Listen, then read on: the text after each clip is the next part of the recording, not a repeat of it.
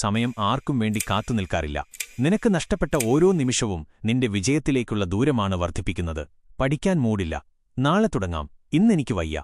ഈ കാരണങ്ങൾ പറഞ്ഞ് നീ നിന്നെത്തന്നെയാണ് പറ്റിക്കുന്നത്. ലോകം അതിവേഗം ഓടിക്കൊണ്ടിരിക്കുകയാണ്. നീ ഒരു സ്ഥലത്ത് തളർന്നിരിക്കുമ്പോൾ ഓർക്കുക, ആയിരക്കണക്കിന് ആളുകൾ നിന്നെ മറികടന്ന് മുന്നോട്ടു പോകുന്നുണ്ട്. ഇന്ന് നീ അനുഭവിക്കുന്ന ഈ അലസത നാളെ നിനക്ക് വലിയ വില നൽകേണ്ടിവരും. നിന്റെ സാഹചര്യങ്ങളെ കുറ്റം പറയുന്നതിൽ അർത്ഥമില്ല. കയ്യിൽ പണമില്ലാത്തതാണോ, പഠിക്കാൻ സൗകര്യമില്ലാത്തതാണോ നിന്റെ പ്രശ്നം? ചരിത്രം പരിശോധിക്കൂ. ലോകം കണ്ട വലിയ മനുഷ്യരെല്ലാം കടുത്ത പ്രതിസന്ധികളിൽ നിന്ന് ഉയർന്നുവന്നവരാണ്. നിനക്ക് വേണ്ടത് സൗകര്യങ്ങളല്ല, ജയിക്കണമെന്ന വാശിയാണ്.